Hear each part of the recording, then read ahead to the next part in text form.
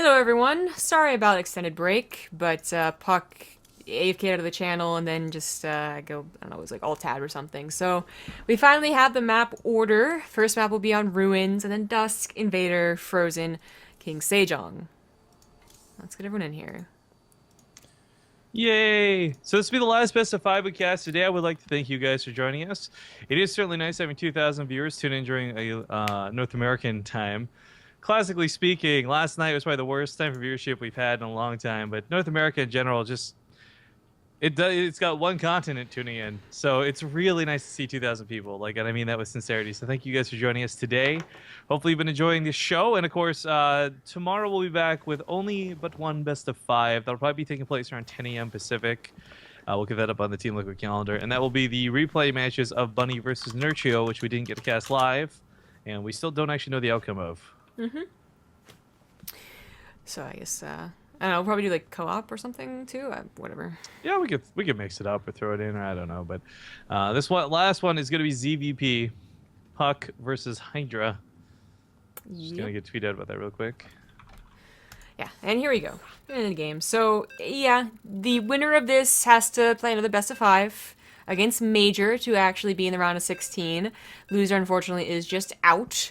I definitely think the expected winner would be Hydra, but the way this entire group has gone, well, unfortunately for Jon and Snow, I feel a little bad about bringing that up, but as far as like the 3 players that we have currently, Kelzer, puCK, and Hydra, this has not gone the way I think anyone's really predicted. Like, who would actually predict Kelzer beat Hydra, or beat puCK, and then beat Hydra? And so I would say that Hydra beats puCK, but I actually don't know. Maybe puCK's much better mentally, like, confident in this matchup. He did well against Jon Snow after all. Maybe Hydra returns to the Hydra form we see in this matchup too, because his EVT didn't look so great. I really want to go on record and just say I'm really glad Kelzer did so well too. Like I know we were kind of downplaying him a bit because we thought Hydra was going to take it, and those are the best kind of upsets in my opinion. Well, let's watch it unfold. First map was Ruins of Endion. A little bit interesting. The bottom left, he did choose this map. It is the red Protoss, puCK. And his opponent, also on Root Gaming, going to be the blue Zerg, Hydra. Yeah. Well. I really wonder what it was. I guess we're now going to see officially Hydra on all 3 of the matchups, which is kind of funny, coincidental. ZVT, ZVZ, and now ZVP. He looked fantastic in the ZVZ. Jon Snow put up a decent fight, but, you know, Hydra being Hydra and all that. ZVT, bad day for that or something, I don't know. It didn't actually look so hot. But ZVP, I would have thought that the last time we cast him, we saw quite a few of those, and I think he did really well. The last time we cast Hydra would have been in the last Corsair Cup, I believe. Like, he appeared again after an absence. You know, it's funny you bring that up because he did lose to Mana, actually. Did he? Now, oh, you're right. Yeah. Some of that could be said. Okay, it was the server, right? Oh, he didn't do so hot because it was the European server. But truth be told, just the matchup itself didn't look so great. And puCK, okay, it's hard to really compare. It's apples and oranges. Protoss North America versus Protoss Europe. But puCK is good. Mana is good. They're both players that I would not normally see Hydra losing to, but maybe ends up being the case here. I don't know. I just know that, again, earlier we saw puCK maybe get a little upset, we'll say. Maybe, because we don't know where his mindset was. And that was versus Zerg already, so maybe not feeling so great about the matchup. Now comes up against Hydra.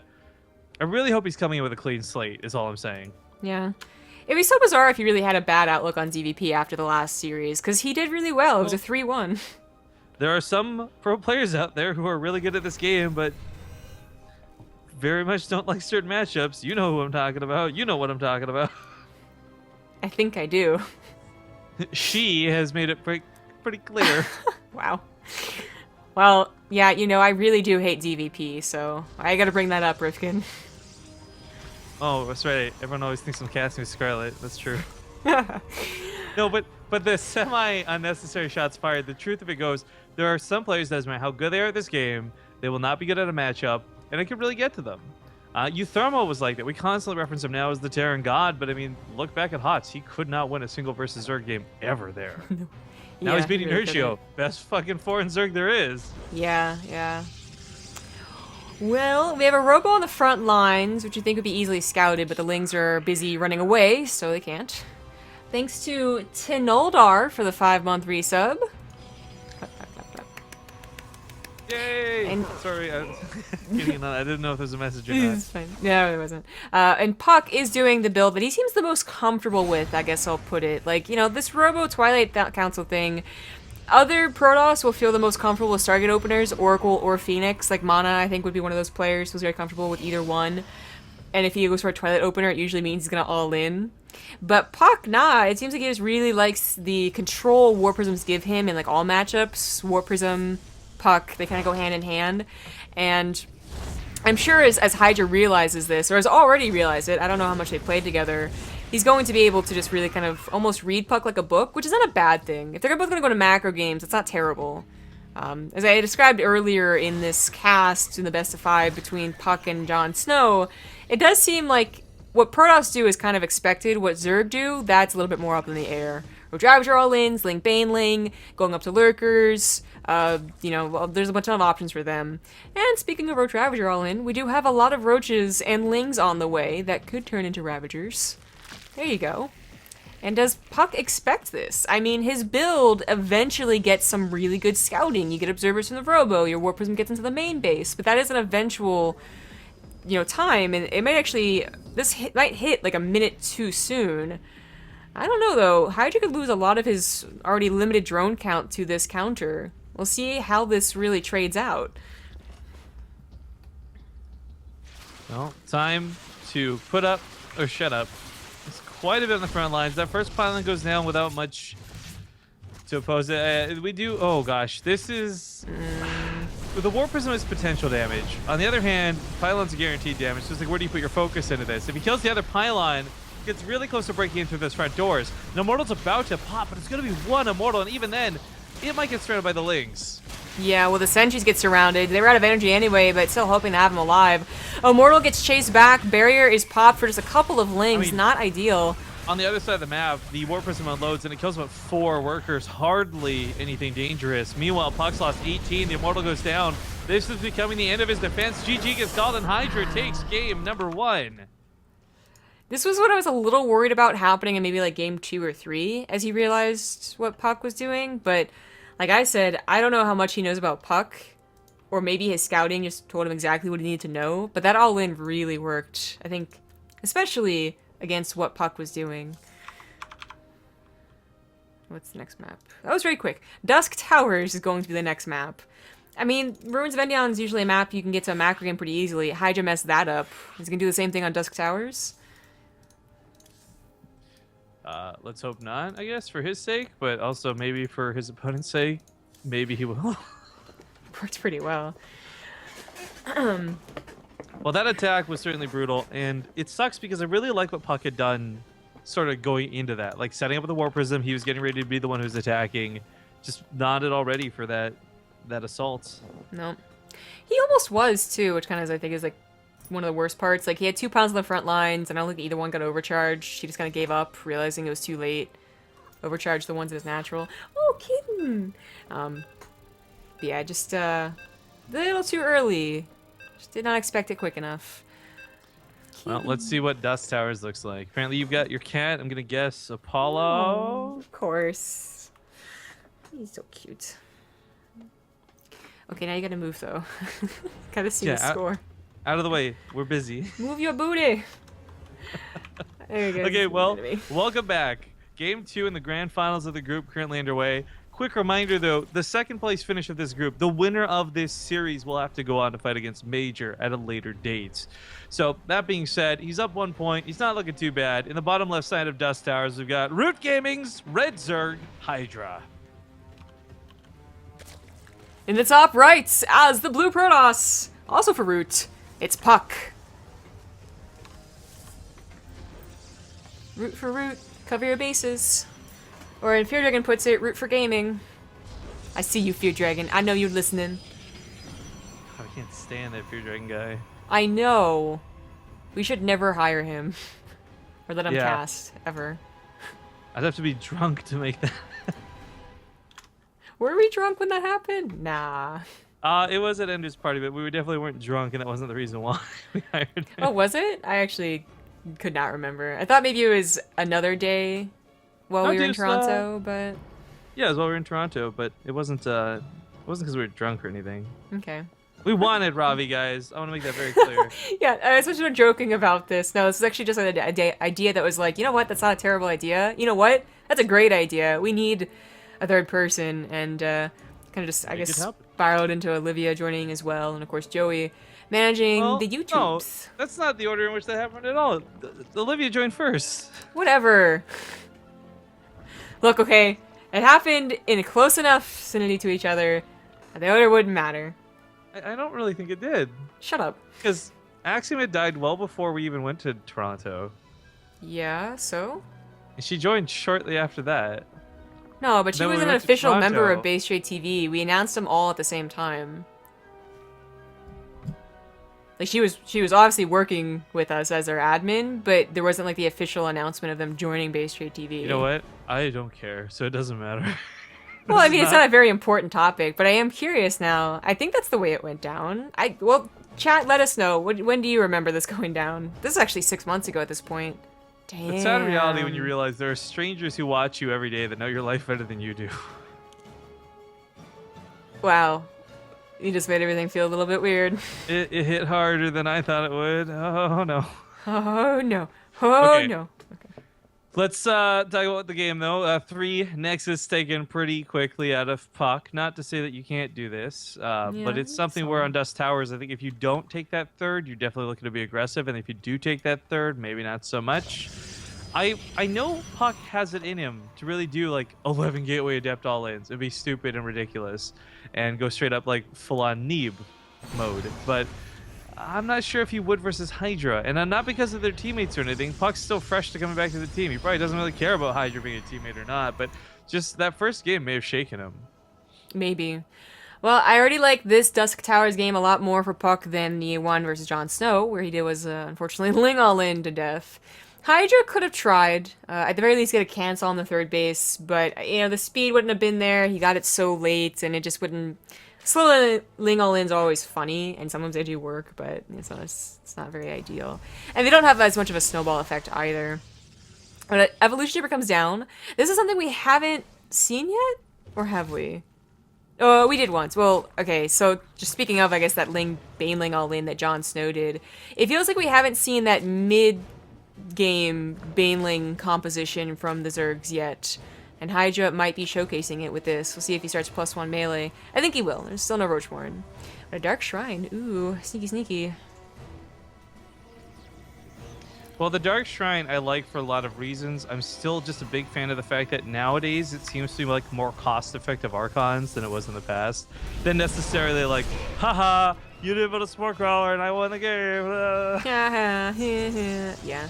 I think Dark Templars, and I really, it hurts me to admit this, are just in a better place.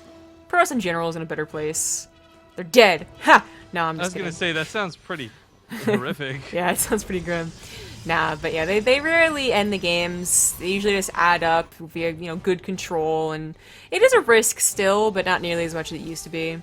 The Overlord, by the way, could try and scout this, but it's slow. This Overlord took forever to get there, this Overlord took forever to get there.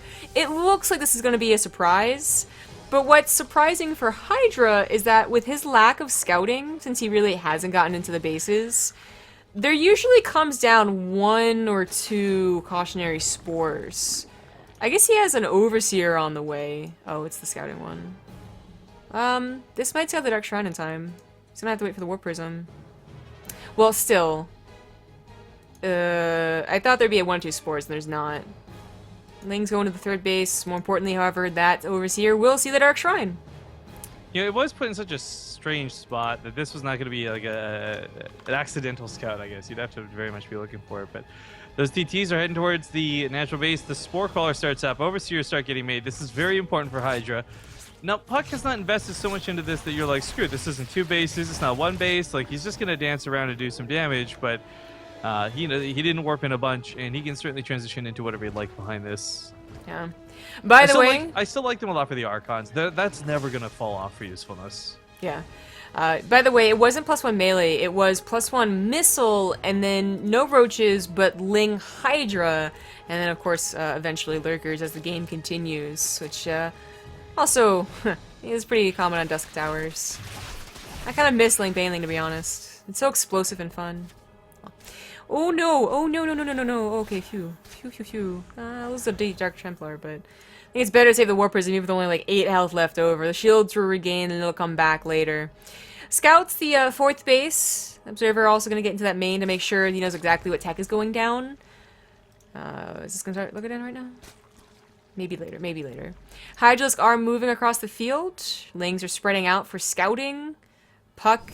Just be a little bit careful with how he takes his 4th base, because, you know, by going for the Dark Templar and then really not doing very much, he doesn't have double pumped robos, he's not getting to his robotics bay as quickly as maybe he would have liked, him being a disruptor player and all that, and his army isn't so big, so scary, that he would very confidently, I think, move out to this 4th base. This scouting, by the way, this map awareness going down is insane for Hydra on the right side. Overlords everywhere, army catching that War Prism right there. That sucked. And Lings, of course, spreading around the map too. Well, it's a good thing there's a lot of scouting going on because he needs to see everything that's happening. puCK, however, like, he's not doing anything that requires being scouted, I feel like. There's no sneaky, crazy 4th base hidden in the corner of the map. There's no, like, Stargate transition. He just has a bulked up, very good-looking army. I guess the DTs really put him into paranoia mode, but that's not a bad thing either. Again, information's power in StarCraft 2, we all know that, and Hydra looks good for it. Knowledge is power. I'm not gonna sing it.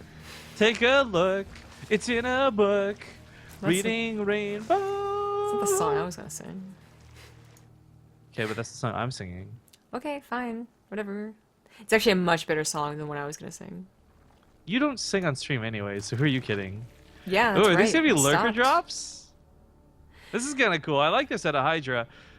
Even if it's a couple Hydra sprinkled in, or maybe it's just the lurkers, this will be interesting to see as 3 overlords that are ready to transport are floating up towards that corner of the map. Yeah. Spread of units in the middle, though. Hydra might also be looking for a secondary attack, but there's like no 4th base to hit. It's only just now coming down. Eventually these overlords. The Lucid Phoenix intentionally trying to scout for a hive timing potential. Not seeing a hive, he knows... Oh, that was so close. He knows he has to worry about a big push in the front, and he is getting prepared for that, and is, you know, obviously sees it now, right? 4th base is getting cannon defense. That's also going to help in case the observers are sniped, of which he doesn't have really all that many. It's actually only 1.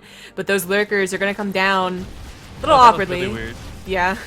But they're going to get on top of the gateways. They can kill the Dark Shrine. The Sartosi pylon. Oh yeah, oh That's 4 yeah. gateways depowered. That's pretty big. Yeah, as mentioned, 17 probes went down really quickly. Yeah, DT's also warped in, but there's no detection. It's a little bit awkward. Front line not getting attacked. Overseers are available over here, and lurkers, of course, have, let's not forget, a lot of damage versus armored, but range. So just kind of sniping the cannons from far away.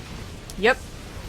Guardian Shield activated. Doesn't really want to push it to the lurkers, though. He wants the Disruptor taking care of that. Oh, whoa, that was a corpses. good hit out of puCK, but he's still bleeding on workers in the natural. This is where the Hydras went after that first attack. 37 probes dead. There's a DT defending, but you know what? The damage has been dealt. He might be on 4 bases, but he's got no workers to mine with. He still has no Observer on the front lines, by the way, so this one lurker was getting some damage done. Hydra does have a little bit of a panic moment going on, I'm gonna guess, though. He doesn't have lurkers quite prepared, and his Hydra count isn't very high. And they're that will upgrade. They're about to have 2-1. puCK, you gotta attack, though. Oh, lurkers from behind. Oh, dear God. Are they gonna get the Disruptors? Not as before they die. Hit, but there's still so many lurkers left over to There's get the more observer. splash damage, giving chase in the middle of the map. That army supply, but to go lower. More Disruptor hits going off. puCK taking the fight of his life down here, but still, that damage was already dealt. 40 probes what he's recovering with. He's not building any more right now, and this is not getting necessarily better for him. Yeah. That was all of the lurkers. I mean, man, they were so close to killing the Disruptors, but they're all gone. Hydra certainly has enough army or minerals bank to remake them, but it is, you know, tale of caution here. He doesn't want to be caught making 8 lurkers without a decent enough army. Oh, the Disruptor could have gotten such a good shot, but it missed. That one got such a good shot! But Thomas, he's still losing his army. He lost the Disruptors on the front line. Well, you trade 1 Disruptor for like 10 Hydras, there's still like 30 more behind it. Lings surround that Immortal. puCK on the ropes. There's a couple of DPs mixed in here. There's actually no detection, so this might just stifle the attack. Yeah, it looks like it will. But that's easy fix. Make a couple overseers and you're good to go. His overlords, I guess, they're still alive, so he could drop again. Like, faking it now. Yeah, he goes the warp in. Hive is on the way as well, and of course Hydra is accelerating his lead. Doubling the supply. I think it's pretty obvious Hydra will win, but puCK certainly tried to those disruptor shots.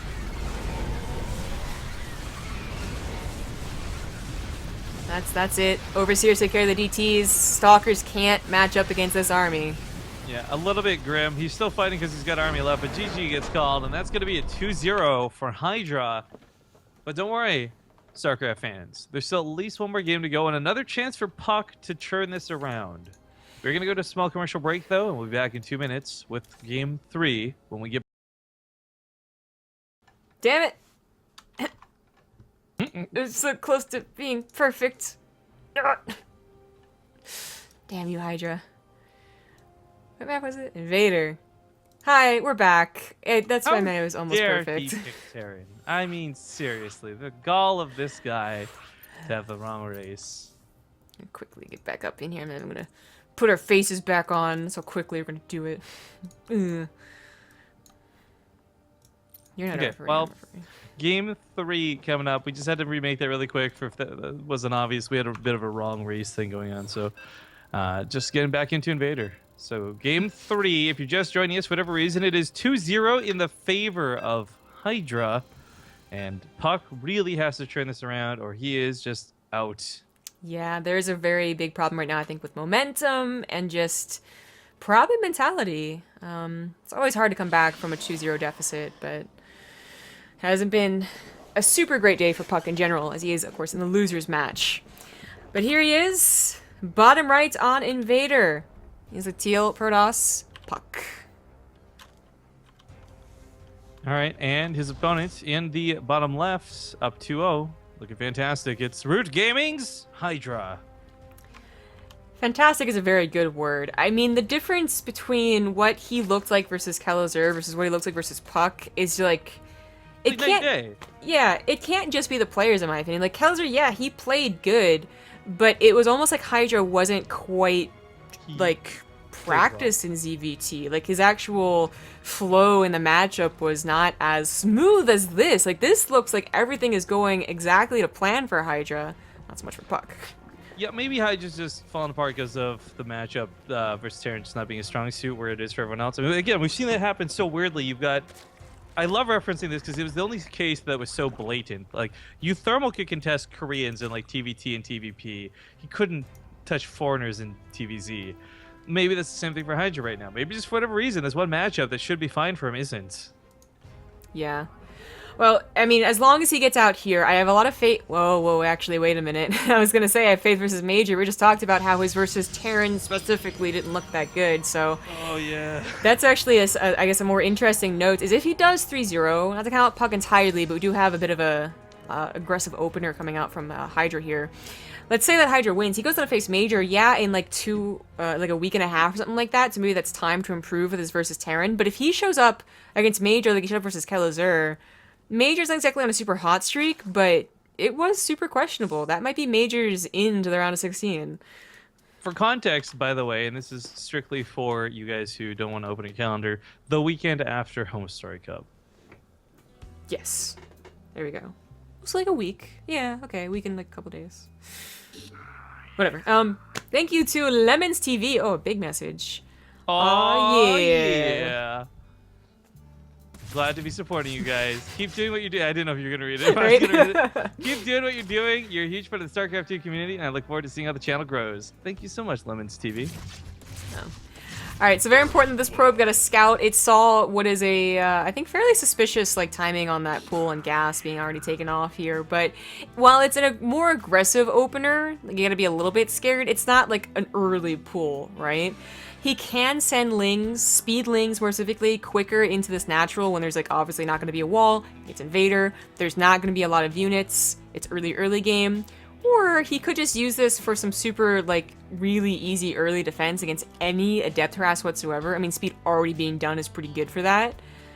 I would think he was going to use it in some type of aggressive maneuver though. Even just 6 to 8 lings. Well, thank you, Oopsie. Street Toast, State Toast? Saint Toast. Thank you, Toast. For the 5-month resub.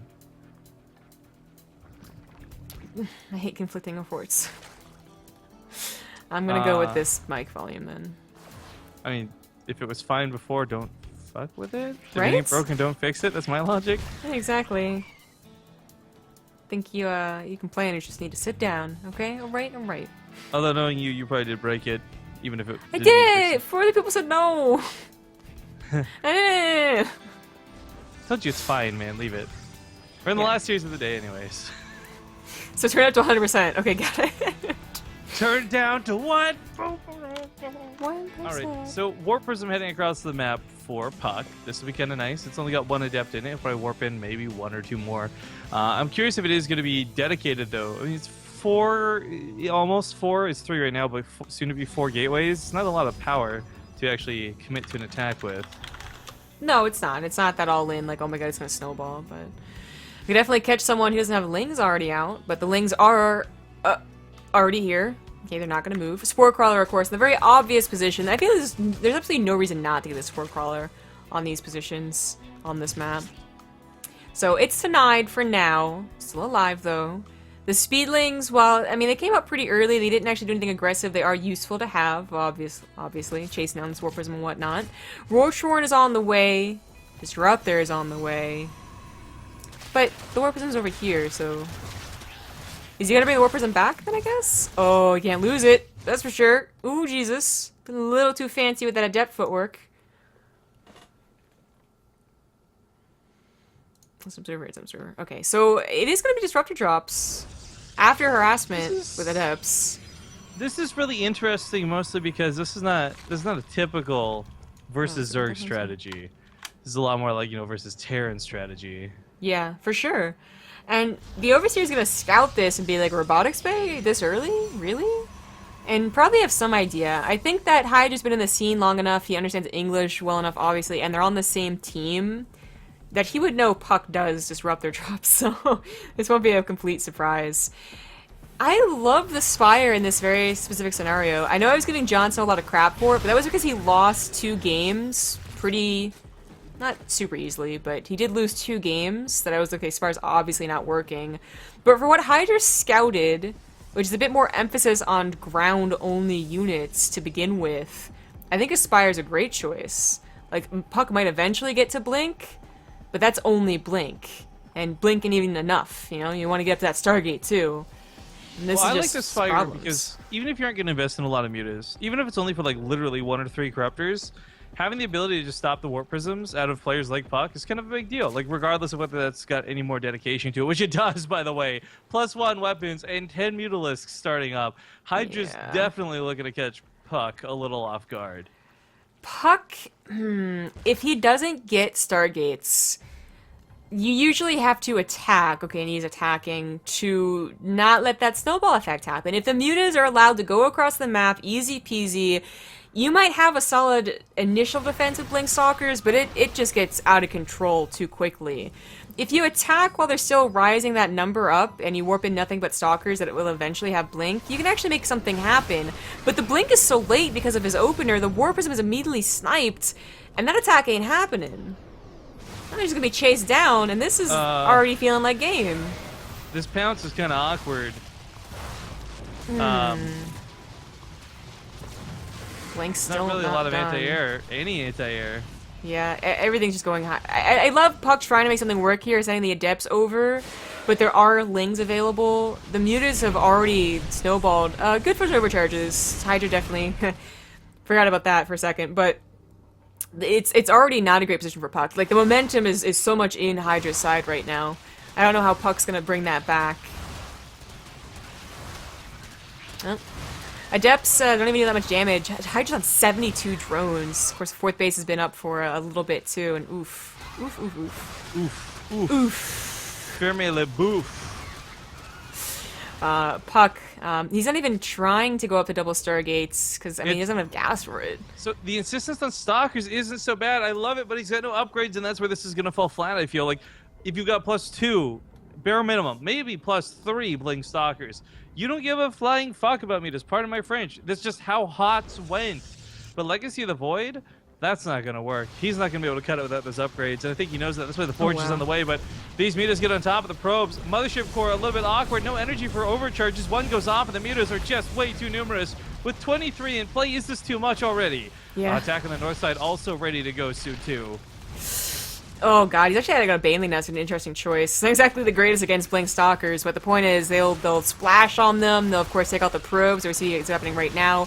Mutas are sent away from the mass Blink Stalkers. The Lings aren't doing as much damage as I thought. There was enough adepts with good SimCity, but this is just a preview of what is to come. Hydra is going to get a 5th base. He's going to get another macro hatchery. He's going to continue adding on upgrades and mutas. 11 more on the way, bringing him up to what is going to be like 35, I think. God. Oh gosh, that is a lot. That is a lot. Yeah, and he's taking on the Stalkers because he can. He could probably continue. I mean, he has the economy. I love the way he was abusing the cliff there too to make sure that they couldn't actually all attack. They were stuck some behind the others. Yeah, and that was really good. Oh boy, puCK. I think the 4th base was almost. It was probably because he was banking a few minerals. It might have worked out if Hydra focused way too much on the main base. You know, almost like a hidden base, but not really hidden. But the major problem is the ever-growing muta counts. puCK needs adepts or DTs on the other side of the map to give him a little bit of breathing room.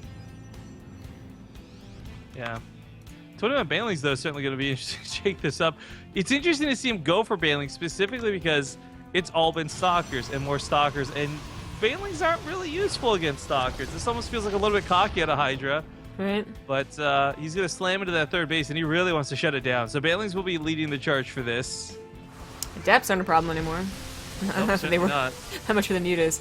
GG. GG. Hydra, ladies and gentlemen, will take the 3-0 and finish out 2nd place of the group. But, again, reminding and stressing, that's not it.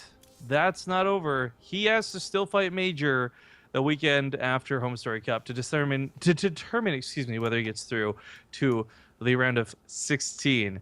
Now, what really shocks me about this, not so much about puCK or his player, Hydra and his player, or anything like that, the fact that Kelazur got out first in the group, this was a group we just wrote off as being like, oh, this will be so balanced. Terran Zerg Protoss, easy peasy. It actually might not. This could actually be Zerg Terran Protoss. No, Zerg Terran.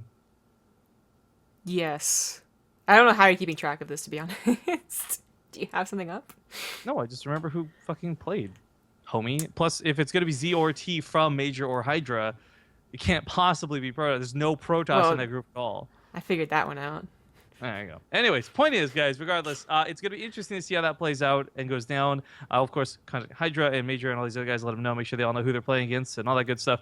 But that's it for the TING tonight. Tomorrow we'll be back with a best of 5 in the morning. Again, maybe we'll play a little bit of co-op afterwards. I don't know. We'll see how we're feeling. Because we still have the Bunny and Nurchio game to resolve that never got played out on stream and never got covered because Bunny had some medical issues that really had to be attended to. So that wraps it up. So, I mean, our groups are looking good. The matchups, if I recall, are Super and Soul Key for Korea.